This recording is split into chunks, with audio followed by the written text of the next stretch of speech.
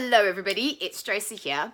You might notice behind me over there, there's a few gaps in my bookshelves, and that's because today's video, what I've done is I decided to talk about some of the most beautiful, or some of my favorite book covers that I own. Some of the books that I just think are just beautiful to look at, some of the covers that I really love, and I just thought I would share them with you and share the books with you. So with me, I have quite divergent taste, if I'm totally honest. So part of me really likes a kind of really 90s rock girl kind of aesthetic, and I'll show you those ones. And then the other part of me really likes pretty illustrative, bit of foiling, that kind of aesthetic. So it's probably quite different, but I'll show you what I mean. So I've got kind of two piles down here. So what I'm going to do is I'm going to start off with sort of the more kind of, I suppose, 90s queer girl covers that I really love. So the first one that I have to mention, and I hope this is not going to reflect, is that one over here. It's The Blue Place by Nicola Griffith. I adore this book. It is the first in a trilogy about I guess a private detective called Aud Torvington. I don't know if I say that right, Torvingen. And she is quite sort of, she's gay, she is a lesbian. She is also a martial arts expert. She's an ex-cop. She's quite tough. She knows how to handle herself in a fight. You know, she's a hand-to-hand combat expert.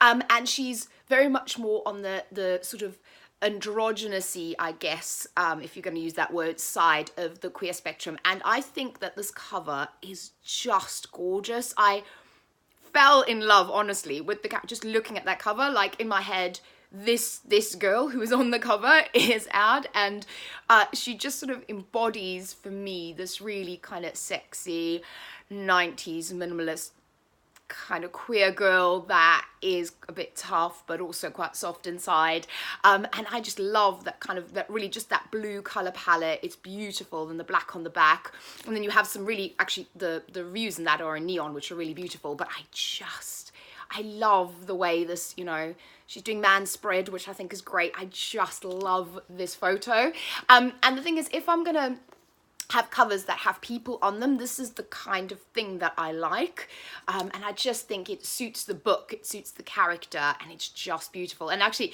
if you compare it to the covers for the two subsequent books, they were done by different publishers. So this is Avon Books.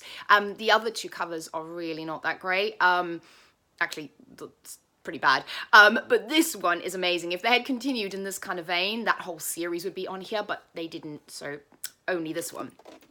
So the next one I have, and you'll probably see where the theme comes in, is that one over here, and it's this cover for Lost Souls by Poppy Z. Brite. This is one of my favorite books of all time. I adore this book. This is 90s vampire, kind of cult vampire fiction, and really the first time I read very overtly queer male vampires on the page. I think Poppy Z. Brite is a genius. The way she writes, I adore her books from that era, and this one is for me the standout. And again, I love the way these characters are described, particularly the three main vampires. They are quite androgynous, they are very queer, they have style, they're quite cool, you know, they're very sort of 90s cool androgynous vampires, and I think that this kind of cover, again, with just that color, that kind of almost I don't know how to call this, like negative almost of the photograph, I think is stunning. I think it has real impact, and really kind of grabbed my attention. And this book has been reissued a few times, but for me, this penguin cover is my absolute favorite. Is the one that I love, and it's probably reflecting because I've read it so much, I've got plastic on it just to try and preserve the cover, but I really adore it. And another thing that I do, I like great author photos as well, and this is a great shot of Poppy as she was at the time. Poppy transitioned into a man, so his new name is Billy, but at the time that Poppy was writing these books, I think that's a really great, kind of really just captures a sort of a lovely young gothic writer. So this is another one of my favorites. And then the last one in sort of the 90s kind of vein is this one over here. This book was published in 2000. This is Valencia by Michelle T. But I still think this kind of qualifies. What I love about this book is that it is very much set in the 90s queer girl scene in San Francisco. Music, pubs, clubs, going out, and I think this photo just again captures that. I love the kind of the background, it's just the way, you know, the way she's posing, her clothes, everything about it. It just really, this kind of almost like scribbly, slightly wiry kind of effect and feel, the way they've cut that in. I adore this book. They've brought it around the back as well. I just really think this is a fantastic cover for this kind of book, and really sets you up for what you're going to read inside it. I think it was a great choice. I really, really love it. So that's that kind of feel to it. And then the other kind of feel that I like is quite pretty illustrative covers. So the first three I've got to mention, they're all by the same author, and I think her publishers have done an incredible job, first of all, tying in these three covers, but then also just making each one as beautiful as the previous one, so you're not let down. So the three books I'm talking about, and the reason I'm holding them there is because the color palette is so gorgeous. You've got those gorgeous, that range spectrum of blues, which I love. And it's by Kirsty Logan, and it's The Gloaming. It is Grace, The Grace Keepers, and A Portable Shelter. And if I sort of hold them up, kind of like that, you can see they all kind of follow this beautiful theme, and again set you up actually for what you're going to read in the books, but it just captures the feel and the essence of these books.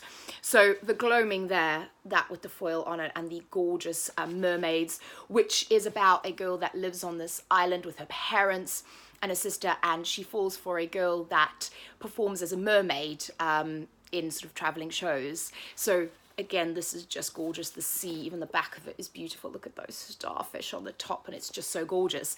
And then you've got The Grace Keepers, which again is a bit of a dystopian, post-apocalyptic, where really, I suppose, we haven't done anything about climate change and the oceans have kind of taken over. And the main character is the Grace Keeper, who lays the dead to rest in the ocean. And again, this really evokes that dreamy, all of Kirsty Logan's books have this kind of magical realism slant to them, and queer as well. And it's just really beautiful. When you read on the back, it says, a flooded world, a floating circus, two women in search of a home. And it really just evokes that. And if you look at the back as well, you've got the moon and sort of the boats and the island. It's just, and those little details like these cages, that's really relevant to the way she lays the dead to rest. And you've got them on the front there. And I just think someone's really taken the time to think about the story, to really capture the elements. And then this one, A Portable Shelter, again, it's, how beautiful is this? And I do like the kind of the French flap. I just think that's really cool. And look at the back with the stars. And again, what they've captured here is you've got two women who are telling their unborn child fairy tales and stories. So essentially it's a collection of short stories, but it's tied in with that theme. And again, the ocean plays a really big part of that. So the ocean and the stars and these sort of fairy tale elements, you've got sort of mermaids and ships, and it's just so beautifully evocative of what you're going to read inside, and just so beautifully ties in with it that I think the publisher, and it's vintage, I think, on all three of them. Let me just check. Yeah, it's vintage. They have done an incredible job, I think, on issuing all three of these books, where they tie in, and the covers are just spectacular, in my opinion.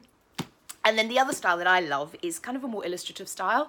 So the two books I have here, the first one is The Meaning of Birds, and I featured this in a recent book haul, and I just adore this cover. And one of my subscribers, they commented as well, just saying it is so beautiful, and it really is.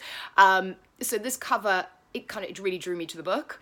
And it is about a relationship, it's about grief, it's about these two women, and it is just, how beautiful is that? The way, the illustration, the two girls, kind of the birds, the colour palette, the way they've done that over it.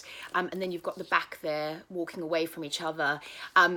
Again, this one I haven't read yet, but from the synopsis, I think this, and then they've got the birds on the side, kind of, this one sort of falling.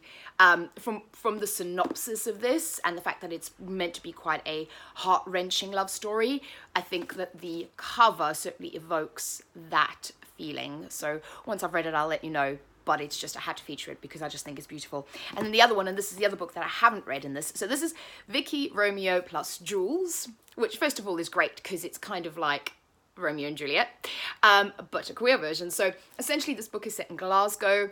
I suppose it's like a early 2000s, I think it's early 2000s, yeah, Glaswegian Elwood. Is probably the best way I can describe the synopsis on this. But again, you've got these kind of really cool illustrations. So you've got lovely androgynous girl on there, which is always my favorite thing. I just love the way this is almost like a cartoon illustrated book, like with that, and it's like this is going to be like a graphic novel almost. It's not, but that's what it kind of looks like it's going to be. And it says it's kind of like you enter their world, and it's all like set in Glasgow 2001, and you've got heroes and heroines, and it kind of sets you up for this kind of fun ride through this kind of lesbian culture in Glasgow, and it almost sets it up like an action hero type of book, which I really like. And I think this is, again, this was a total cover buy. I was in Gaze the Word in London, and I saw this, and I was like, it was sort of on the, you know, when they like had them displayed, and I was like, I kept going back to it. I already had a pile of books that I was going to buy, but I kept seeing this. And then when I read the back, I was like, yeah, that sounds amazing. But it definitely was sort of, the cover is really cool. Let me read what that's about, because I really like it. Good covers, they're effective. And this is, I'm trying to see who publishes this. This is Nitrant Press. So this is I think this is an indie press book. So yeah, they're doing a great job on covers, in my opinion. Anyway, so that is it. I'll probably do another edition of that with other covers that I like, but I just thought I would kind of, yeah, just give you an idea and show you some pretty books, because for anybody that likes books, we like looking at them, don't we? And I think the art is quite important to books, because don't judge a book by its cover, but I think, as we all know, if you're a book lover and you go into a bookshop, quite often you see something and you will pick it up initially because you like the way it looks. So I do think it's important, and I appreciate when publishers, you know, go to the effort of actually making and producing and thinking about the covers that they put on books, because quite often you get a cover and you think that had nothing to do with the book. So I think it's cool when it does, and it's well thought out, and it's really beautiful. Anyway, that's it. Let me know what your favourite book covers are. Let me know if you've read any of them, what you think of those, and yeah, I will speak to you all again very soon. Bye-bye.